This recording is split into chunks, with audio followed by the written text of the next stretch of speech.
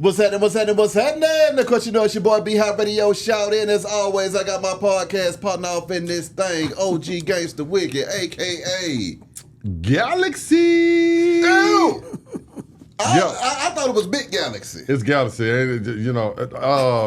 Behind Little Galaxy. We got a legend here today, so you okay, know, I just need to bring it back in. Your banter is not warranted today. Okay, yeah. I'm with that. I mean, I could not sit up here and try to disrespect you around the forefathers. See, you got forefathers, and then you got the forefather. Yeah. Okay, that means that man came up out the womb and crunk up hip hop in a damn ATL wick. I crunk up hip hop. That's my story, and I'm sticking to it. Okay, you were just Well, can you just let them know who we got in the building, sir? Man, I got the legendary Mojo up in here, man. Atlanta's. For all y'all don't know out there, man, we got the #1, the first rapper to ever come out of the state of Georgia right here with us. He's a graded baby on West Side. I can't believe you ain't from the East Side, Mojo. Well, no, I mean, when I thought about it, and see, we done started the show without Mojo. Mojo, we gonna get to you in a second.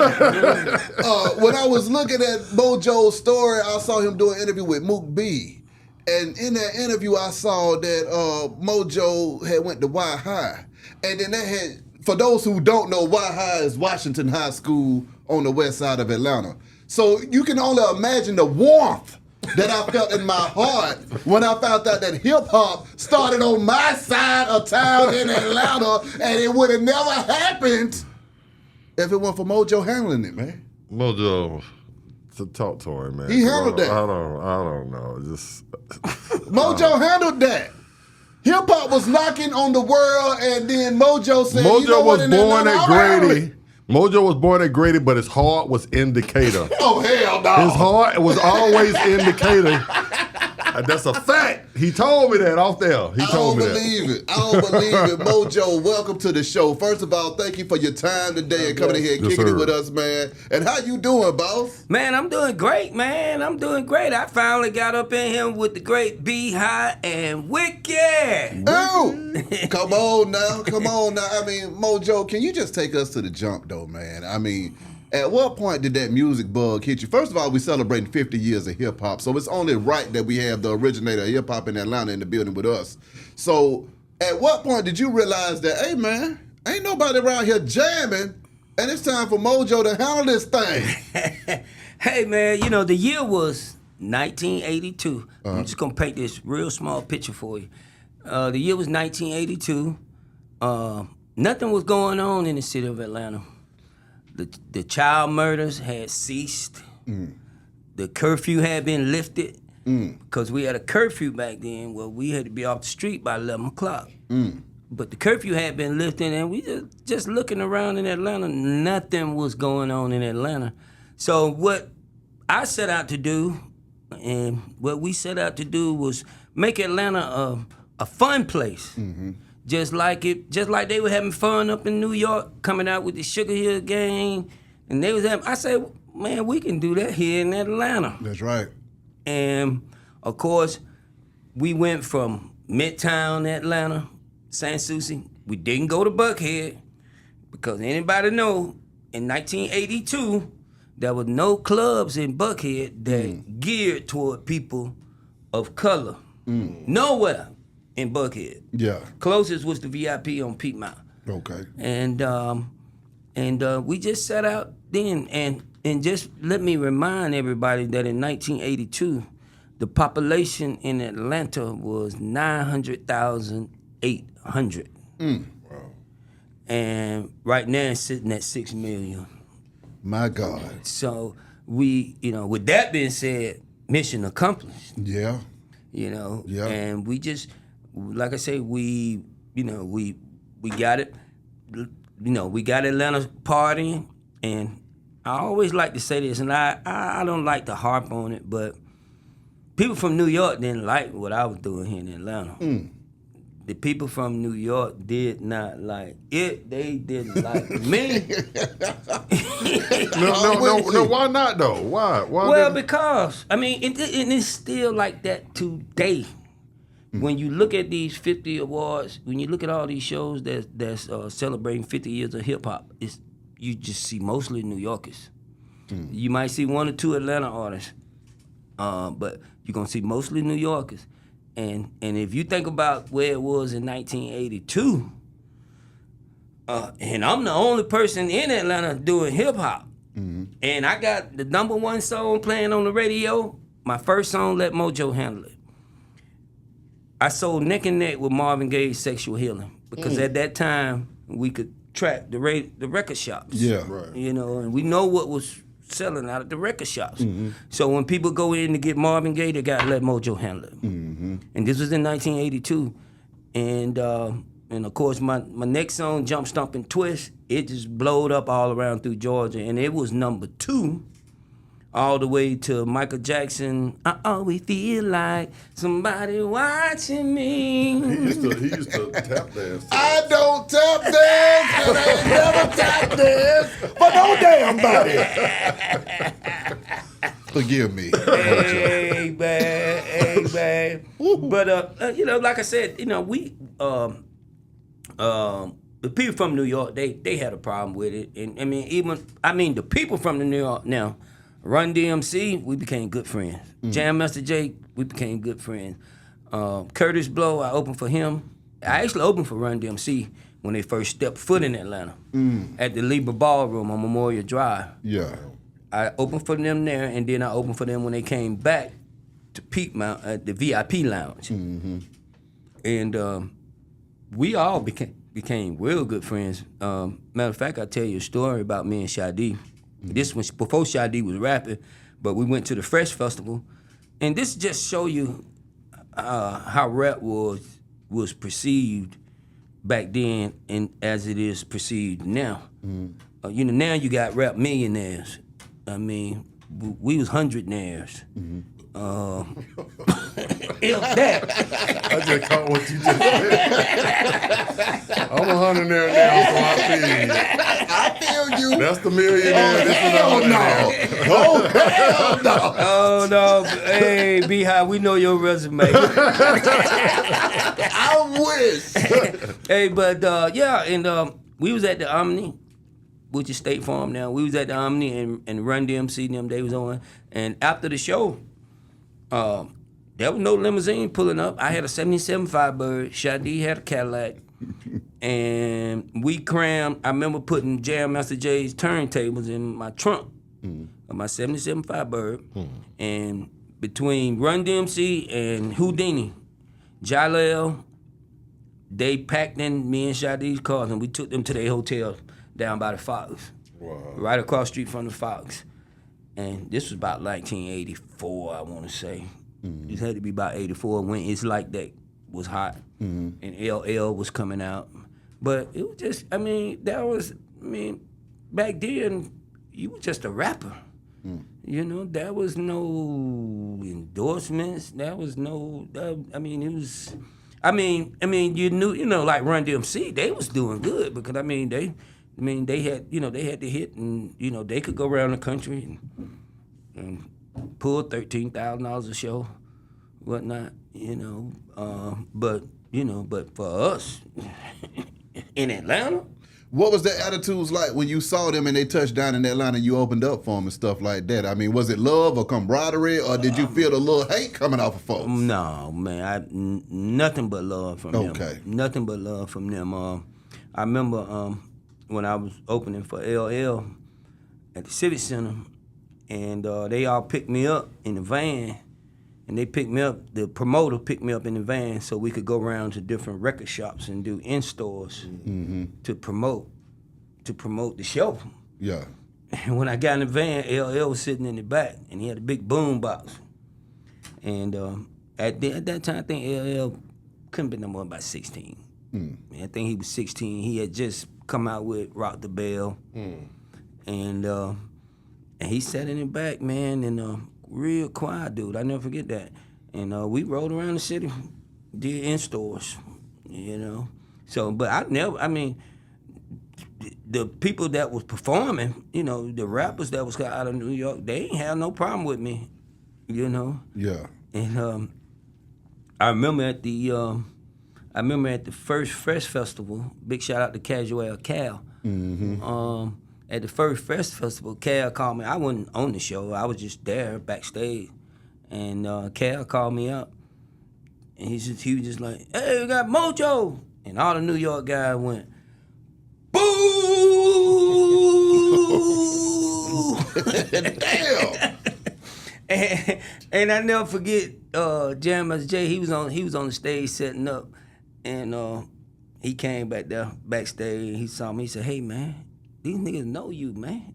He said, "These niggas down here know you," you know. And he was kind of shocked that they knew me like that, you know.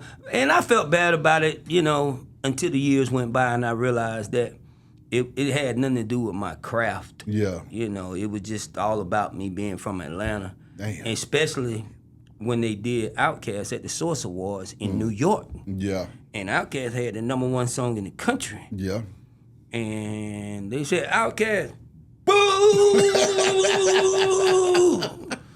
at the Source Awards. And that's when Andre said, "Hey, South got something to say." Well, you know, he made that statement, which came out. But hey, man, that's it. That's the way it was, man. You know, I tell him, man. You know, I took the blows, man. I took the hard blows, man, just to get Atlanta going, man, and to inspire other people. You say it was 900,000 folks in Atlanta at that time, man. Can you speak on that Atlanta? What was the culture like? What was the city like? What was the nightlife like at that time when Mojo introduced hip hop to the scene? Well, I put it like this, and we had, and I don't think we had nowhere in Decatur. I don't think we had this spot. No.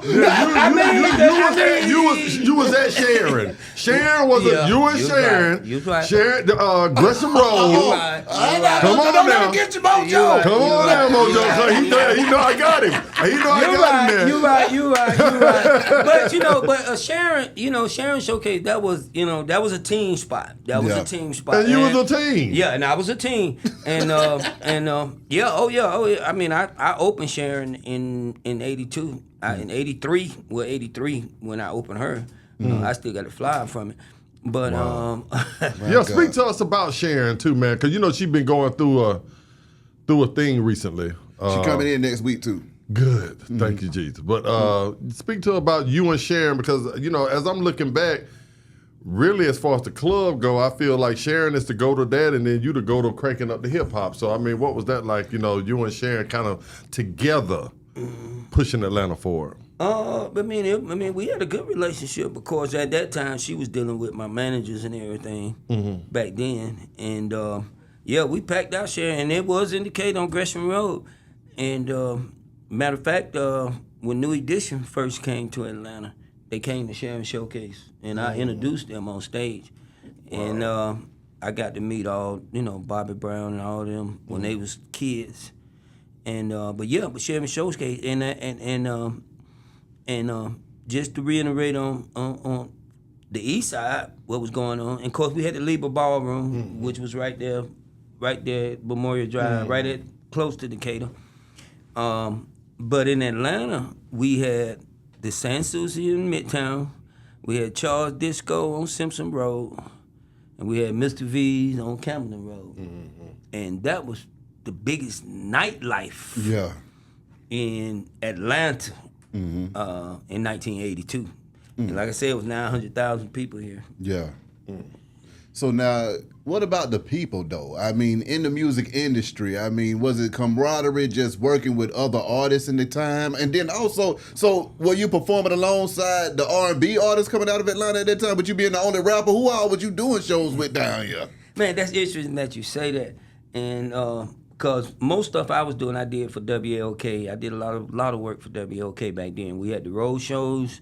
We had Books and Boogie, where we used to go around to all the high schools, WLK, and we had the Books and Boogie show. Me and Lightfoot. Matter of fact, Lightfoot used to be with me too. And we would just go around and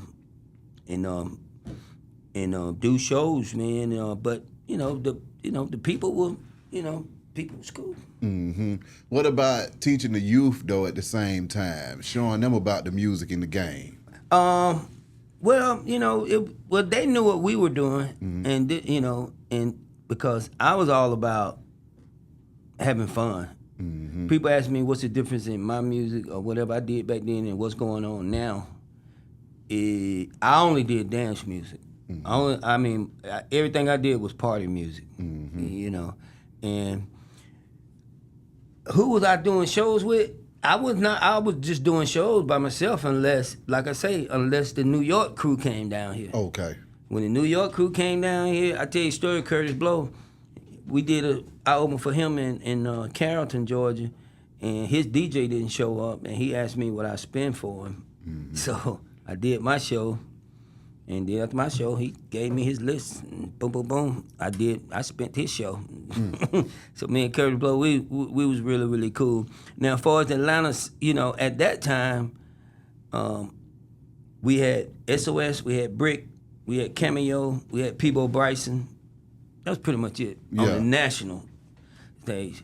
And on my first song, Let Mojo Handle It, it was all instruments now. It was all live instruments. There were no samples. And my bass, and when you go back and listen to that song, the bass guitar player was Skin from the SOS. And the keyboard player was Amber from the band Brick. So I had all those heavy hit, you know, on that was in on what I was doing. You know. So but they are, I mean, you know, but you know, you're talking 1982. Yeah. You know, rap was just getting introduced, man. And did you think it was gonna wind up being as big as it got? And then did you think that Atlanta would turn around to be the capital of it 20 years later? I never could have guessed that. I never could have guessed that. But when things just started, it seemed like just things just, at a certain point, man, it was like, because just like DJ Toomp would tell you, you know, it wasn't the fact that I was the first rapper in Atlanta. I was the only rapper. Because nobody else was doing it. Well, what made you do that though? What inspired you? What made you say, I'm a rap? Well, it's a big thing. Sugar Hill Gang. Rapper's Delight. You know, when Rapper's Delight came out, we went crazy. You know, and like, what is this? Yeah. And I'll never forget that. Man, it took me about a week, and I wrote down every word to Rapper's Delight on a piece of paper, and I made sure I learned that song. Yeah. And I would go back to school at Y9. Yeah. And start rapping Rapper's Delight, and I had a whole school out there.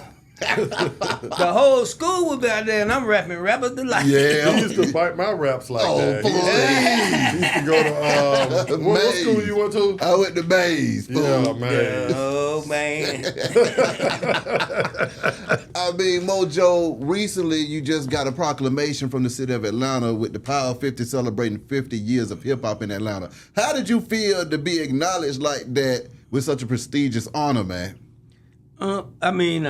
I mean, first of all, it's an honor being here with you guys. Same. And I mean, it would go down as one of the biggest honors. You know, I mean, I've gotten a lot of honors. I mean, I've gotten a lot of accolades, but to get that from the city, the fact that it came from the city, you know, that was real big, and I'll cherish it. Yes, sir. You know, I'll cherish it forever. You know, I've never looked for anything. You know, people always tell me, Mojo, they had this. I thought you was gonna be on there. Hey, man, they had this. I thought you was gonna be on there. It's like, man, you know, I don't, you know, I've never just really set out, because if you think about it, when I was doing what I was doing in 1982. Man, I have no idea that 40 years later, people be talking about, hey, man, you made history. Yeah. Damn. Yeah. I woke up one day and they were like, hey, man, you making history. I never even thought about that. You know, but I'm just glad to still be here. When you realized that you were making history, how did that make you feel, though, man? It didn't, in no special kind of way. It just, I did what I did, I just did what I did and just tried to have fun with what I was doing. Yeah. Do you know? I asked Shadi this when he came in, and he spoke truthfully about it. Is there any point that, or was there any point that you feel like, you know, like maybe the rappers that came after, such like Ghetto Mafia, you know, for instance, you know, didn't give you the props that you really deserved? Like you say, some shows you wouldn't be on. People would say, Mojo, why you went on this? Why you went on that? Was there ever a point that you felt like maybe the city wasn't showing you the respect and the love that you deserved? I never felt like that. I never felt like that because I mean, just like, I mean, me and like Raheem Dream, I knew him when he was a kid, and he'll tell you about it. And like I say, Shadi, those guys. I mean, I tell people, man, you know, us that came up in the '80s, we were like family. Yeah. You know what I mean? We were all like family, you know. Like I said, I never looked for no special recognition about anything. I mean, let the data speak for itself. But all of us, Sammy Sam, all of us that came up in the '80s, we were all, because we was all community. You know, even though Shadi came from New York and moved to the East Side. East side in the build. What up, Shadi? Yes, sir. That's my Shadi. guy. Hey, man, I'm gonna have to call Shadi today, man. I'm gonna have to call him, tell him I was on with B-High and Wicked. Answer me this though, Mojo. Did you face any resistance getting that record played down here, man? When you came with that Mojo, let Mojo handle it. That's a good, man. You know, sometimes you have to have a perfect storm in this business. Meaning everything just got to be. The line up. Yeah. Everything just got to line up right. Yeah. Mm-hmm. And so the producer that, when I took the song to the San Souci, to this guy, Gino Jordan, he was running the San Souci at the time in Midtown. And when I took it to him, and first it was just Batman. It was just talking about Batman. And one time in the song I said, let Mojo handle it. And he said, hey man, we're going to change this song to Let Mojo handle it. We're going to change it to Batman Let Mojo. So I went and kind of rearranged the words a little bit. But he was running the San Souci. He was managing the San Souci. Leon was the owner. He was a Jewish guy. And they had WLK doing live from the San Souci with Keith Pollard from 6 to 10. And this was just regular dance thing. But, this was new to Atlanta to have a live broadcast going on in a club. Yeah. So that it worked out that way with Let Mojo having the fact that my manager, my producer was running the San Souci, who was paying WLK to broadcast in their club. Yeah. I'm their artist. Yeah. So boom, it gets played the first day it comes out. Yeah. Yeah. So it just it all worked out, But now and with, because we had 2 radio stations, WLK, WIGO, no FM. There was no FM station that was gearing the people of color in 1982. None. Wow. Not zero. Matter of fact, we used to call FM funny music. And AM all music. Yeah. Back then, in 82. Yeah. So anyway, like I say, so WOK, they was playing. Then when I came out with Jump Stump and Twist, it got so hot that WIGO jumped on it. And right to this day, and somebody had to put it in my brain, and I didn't even realize it, that Jump Stump and Twist, WIGO put it in rotation. And that would be the first rap song ever put on rotation by an Atlanta artist. Wow. My God. That was WIGO. And it went to A rotation because it was so hot. Yeah. And anybody that knows about radio know A rotation. That means all day long. That means your song gonna play at least every 4 hours back then. Yeah. And I could time when my song was gonna play on the radio. Yeah. I could look at my watch, and I said, okay, I ain't just played 4 more hours. I'd be by the radio. Yeah. And boom, boom, boom. It was A rotation. My God. And that's the first rap song to get A rotation by an Atlanta artist. So when you look over your career though, Mojo, what was your favorite time where you felt like, you know what, I love this and I'm having the time of my life in this thing? It had to be, it was probably around between Let Mojo Handle and Jump Stomp and Twist.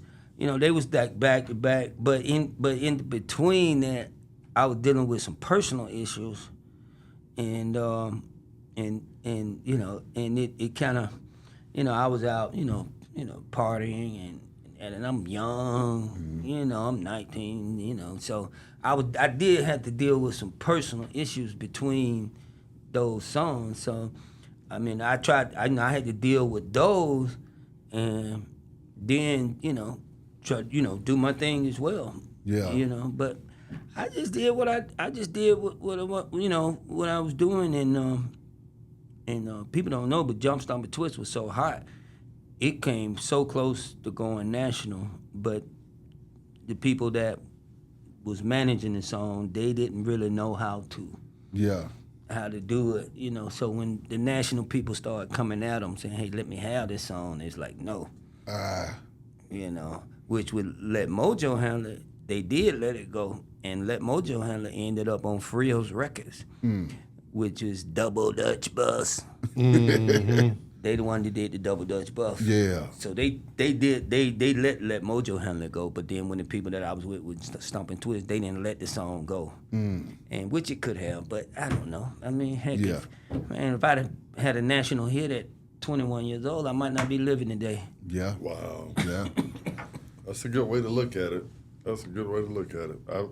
I say the same thing sometimes, bro. It's just amazing, man, sitting here talking to you. You saw when Bone had you come down there and do the special that he doing, how I reacted, how I grabbed you. I did that because I had been looking for you. I said, man, I got to run across Mojo. Every time I do an interview, somebody would be like, and you know, I be fucking with B-High all the time. I'd be like, man, I started this. And everybody be like, nah, Wick. It was Mojo first. Yeah. It was Shawty. Yeah. So that's why I reacted the way I did. But talk to us about, you know what I'm saying, what you got coming out with Bone. You know, where I saw you at. It's coming out on P. You on it. You'll be on it as well. It's going to be coming out this fall. It's going to be a series. It's gonna be a series about Atlanta hip hop. Like I said, it's gonna air this fall. P Street TV. And from my understanding, they got a real big budget to do this.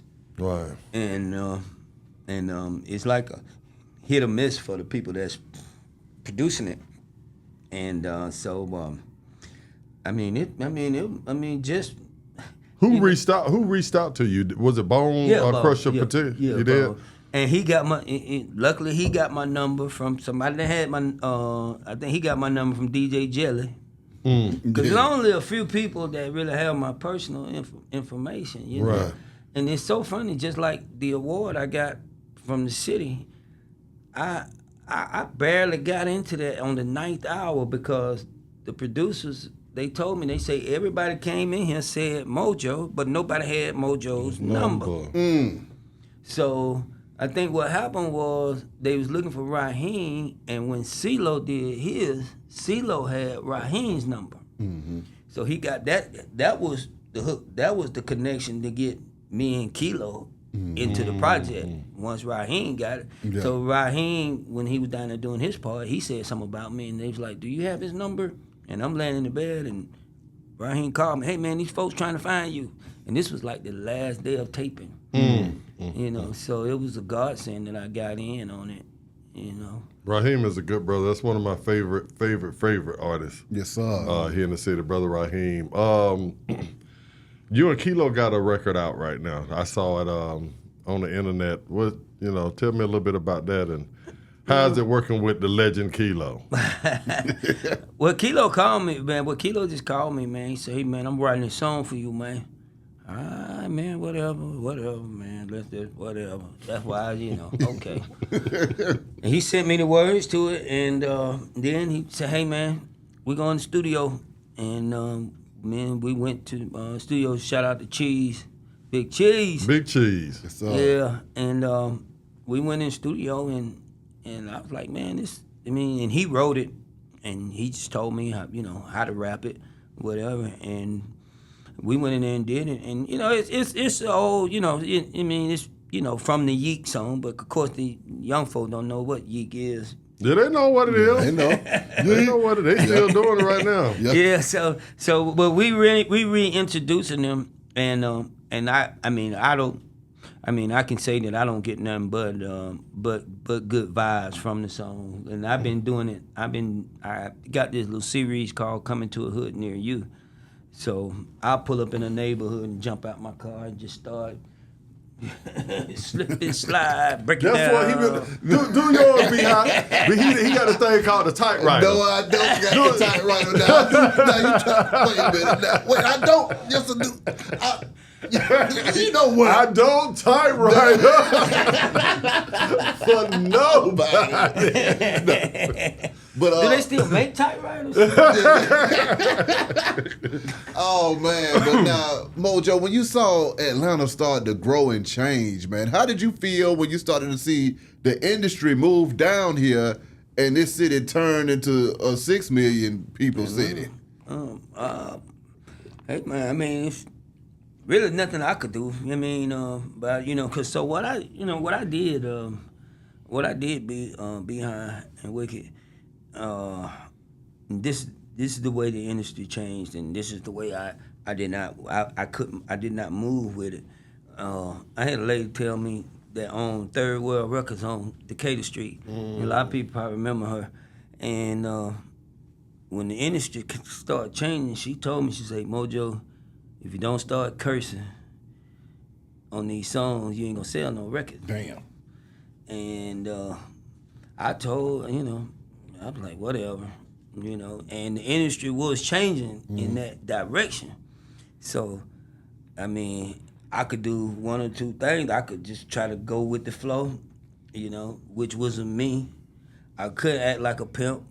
I couldn't act like a gangster, because I wasn't, So, of course, I went into the private industry. I just went into the private industry and made a living there for 30 years or so, and I retired from the private industry, but it just just the way that the music it changed, and I couldn't. I couldn't change. How did you feel about the music today and the violence in hip hop today? Well, I don't agree with violence in any kind of way.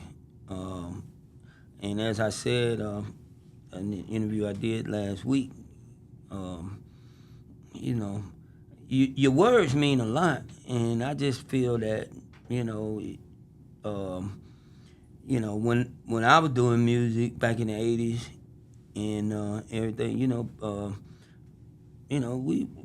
we try to make people feel good about life. Yeah. Right. You know what I mean? And I feel that your words can either build up people or tear them down. So I just they do what they do. Of course, I grew up listening to Richard Pryor. That was the only thing that we heard that was. We had to sneak and listen to Richard Pryor. But and it just, we got a voice. Let's use it for, Good. I always say, if you make a song, you should be able to play it with your kids in the car. And some of the stuff, I'm like, because some people do play it with their kids in the car. Anyway, right? Yeah. Right. No, that's real. Yeah, Right. but what you do is in good taste. Just like big shout out to Roddy Ricch.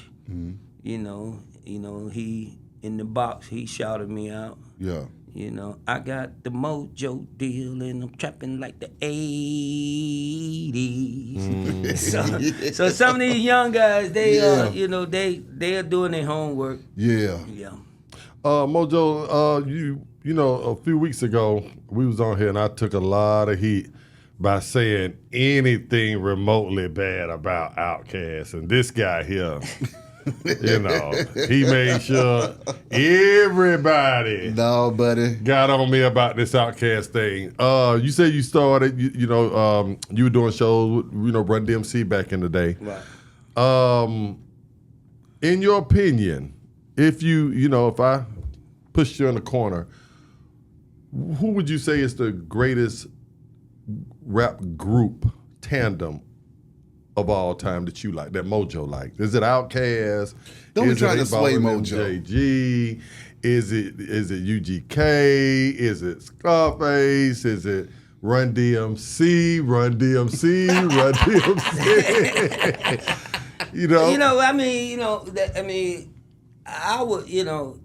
I would have to say that it was during my era because I knew those guys personally. Gotcha. Whereas I don't know Outkast personally. I mean, I just got to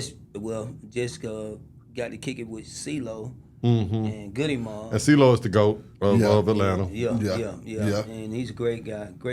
Yes, sir. And we got to chop it up at the City Hall thing.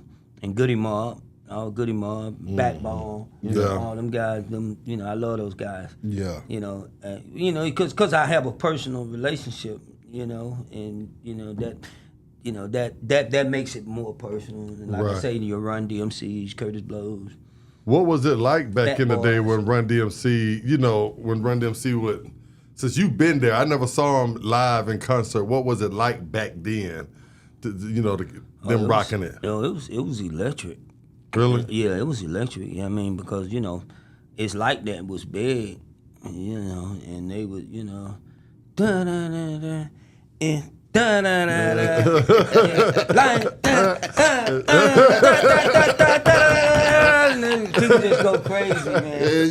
Yeah, and LL had them going too. LL's another one. Another one too that I would put in that GOAT category. Yeah. I feel like this, Mojo. I feel like there is really no one rapper or one group that's number one. It's not. It changes with me if by the day. You know what I'm saying? Right.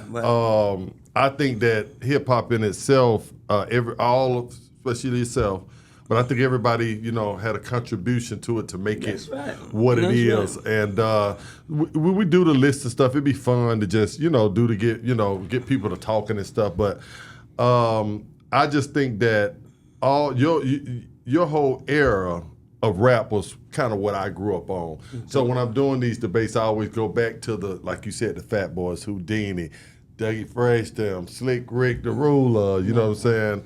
Out west, NWA, Ice-T, you know what I'm saying? Yourself down here, right here in the Dream. So I'm biased too when it kind of come to, hip hop with y'all's generation. But somebody don't cut the light off up in here. You know how you paid the power? No.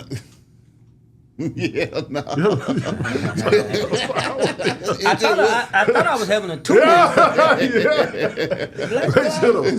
Did you pay your bills, Frankie? I'm having a brain tumor. Shit just went dark. Yeah, man. But I just want to salute you, bruh, for all that you have done to the city. And I think I speak for a lot of the artists that are here that haven't ran across you, haven't spoke to you. Thank you, bruh, because without you, man, I mean, I'm not going to say that hip-hop maybe never happened, but, I mean, somebody had to get this party started. Yes. Somebody had to get the party started, man. And you, and bruh, I mean, we all are eating off of what you created back in the day, indirectly or directly, whether it's rapping or whether it's talking about rap or whether it's concert promoters or just, you brought an industry here, bruh. It's funny you said that because Backbone told me that, man. He was like, because I was like, yeah, man, I worked for 30 years, man. He's like, man, yeah, but, but what you did, man, I ain't never had to work. Right. know, I ain't never had to punch no clock. Yeah. That's deep. That's You deep. know what I mean? Yeah. You know?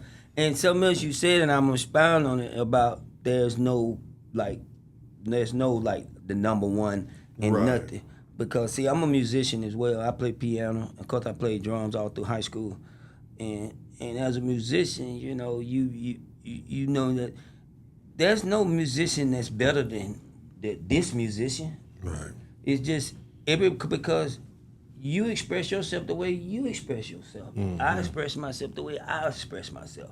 So we all express ourselves in different ways. So you can't say this is the best. This is the best group or the best rapper because we do, but we expressed ourselves. Right. Yeah. You know, Right. and this is the way Ghetto Mafia want to do. This is the way Mojo want to do it. This is the way Outkast, Goody Mob. So it's not. I'm glad you said that because it's really, really not. Right. It's really not just Right. one person. Hey, And if you pick one, you people be in your DM threatening you and stuff. And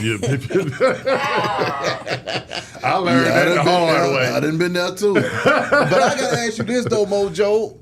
Who of the rappers that came after you did you listen to and enjoy music? I enjoyed all of them, man. Shadi, when Shadi came out, when Raheem came out. Tell you an interesting story about Shadi. I could tell you a story about it. But you know, first Raheem, dad owned the club, and he always talks about this.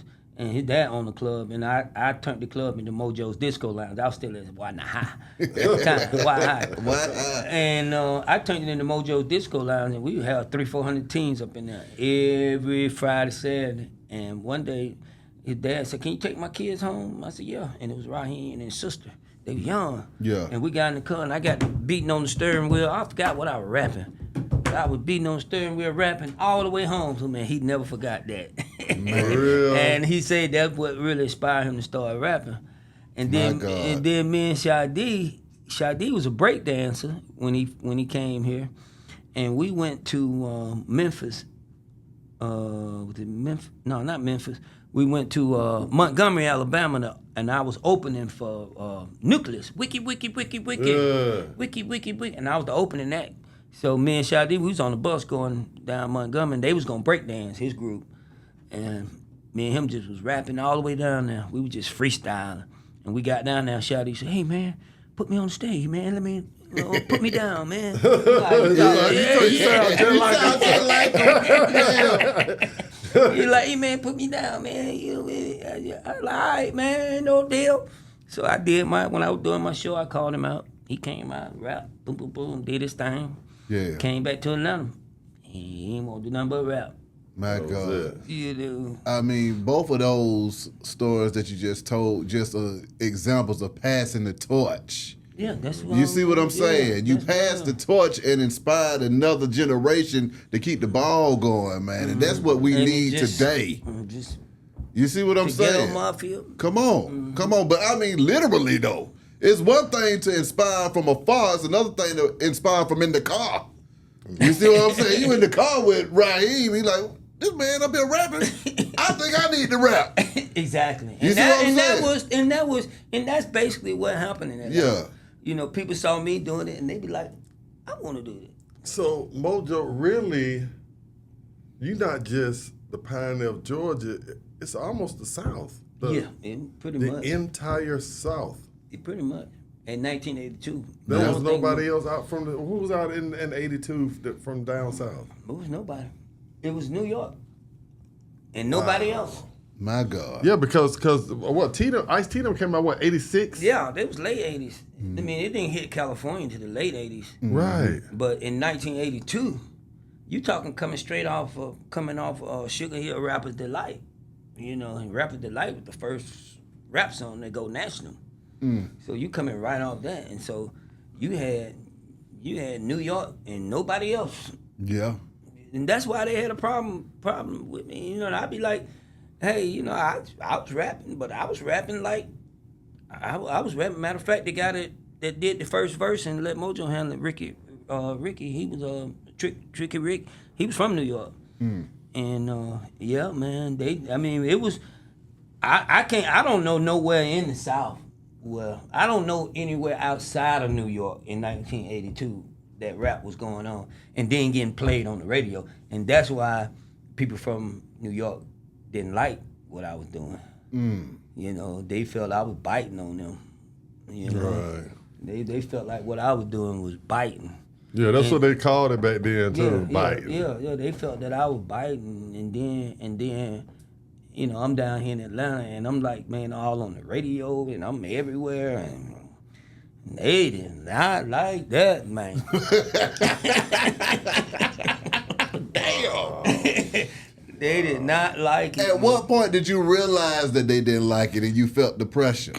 I think, well, of course, the situation I told you about with the Fresh Festival. But before then, I opened for Run DMC at VIP Lounge. It was on Piedmont at the time. I opened for them when they first came here. That's when I met Russell Simmons and all them. I met when they first came here to Libra Ballroom. And when they came here the second time, they came to VIP Lounge. And I never forget, man, I was open for them, man, and I don't know, man, all I know is, man, a bunch of New York guys, they crowded me, man, and I ain't had no security. You know, just me. You know, we ain't had no security. I did have a little security, but not at that point. Not there, not like now you see people with security all around. But yeah, man, these guys from New York, man, they crowded me, man. And you know, they were like they wanted to jump me, man. Just for rapping? Yeah, man, cause I was who I was, you know. And they was like, hey, yeah, come on, you wanna battle me? Come on, let's battle now. Me and you. And they was nasty, man. They was nasty about it, man. They were not happy. But it was all good. I did my thing. And that's when you let Mojo handle it. Just let Mojo handle it. And I got on the stage and jumped, stomped, and twisted. I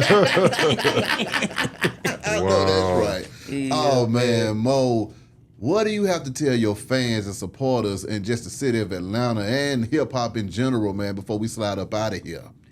Hey man, once again, you know, I thank everybody that has always kept my name, you know, out there, you know, because if you think about it so long, man, you could easily fade away. Right. And I thank you, know, not only Atlanta, but the hip hop community, you know, the whole hip hop community of people that knew me and that didn't know me, but just have heard of me. Yeah. You know, and I thank them, man, and I can't thank you guys enough for having me on here. And I've heard so many good things about the Beehive show, and I got to meet Wicked last week. Great guy. You know, even though he's from Decatur. We ain't gonna hold that against him. We ain't gonna hold that against him. You right. But you act just like a West Side. He really do. He really do. He don't know it though. But that's what it is. Oh man. I thank you guys, man. You know, I thank all the people out there that's been supporting me on social media. And I'm real late to social media. I mean, when I say I'm so late, I was the last one to get on Facebook, and I'm probably the last one to get on Instagram. But I finally learned how to use social media as a tool. And I tell people, 82, social media? Whew. Woo, woo, woo. You looking at these two legs right here. Yeah. You know what I mean? This was, my 2 feet was YouTube. Yeah. You know, and I had to get out on the grind. I had to hit the pavement back then. Yeah. You can't just go and put something out and have And not something move. and just hit point and click. Yeah. Right. You know what I mean? Or just hit send. Yeah. You had to actually get And on the send it. pavement. You had to be on the pavement, and I was. And wherever something was going on in Atlanta, I was there. I don't care. Yeah. I was there. You know, I was there. I just, that's the way we had to do it. You know, it's I guess it's a lot easier now because you just go to social media. But now I tell people, I didn't have no competition. Not in Atlanta. My competition was in New York. Yeah. I ain't had no competition in Atlanta because it was just me. Well, now, hell, you got Joe Blow got a song out. Everybody you meet, yeah, I got a song out. Come on. Right. You know, and it's so easy to do now. Yeah. You know, I mean, it's so easy to. I mean, then, like I say, we had to go to studio. We had live musicians, and then you got to go and get plates made to make wax. Yeah. Wax was not cheap. Woo. You know what I mean? That's why a lot of people was not doing it because you had to have money. Yeah. You had to have somebody, or somebody had to get behind you with a little money, with a little cheese. Right. Yeah. You know, you can't go. You couldn't go in your basement and come out with a song. Come on. You know, somebody had to have some cheese behind you to get wax. Yeah. To get wax made. Exactly. Because you had to get plates, mom and pops. Exactly. You know, anybody know about wax? Yeah. You know, and I found out somewhere they selling my wax. I know who it is, but I'll wait. I let it start selling a little bit more, and then I hit hey man, y'all been selling my song, man. Come on now. Well, Mojo, sir, thank you so much for coming through this thing, man. We really appreciate it. Sharing your history with us in the city of Atlanta. God bless you and thank you for all you done contributed to our lives, making it better for hip-hop here. And I'm going to sit that right there. Beehive Radio shouted. OG Big Galaxy, Wicked, Ghetto Mafia, the longest name ever. And the legend himself. Mojo. Yeah. Let's get it. Yes, sir. Let's get it.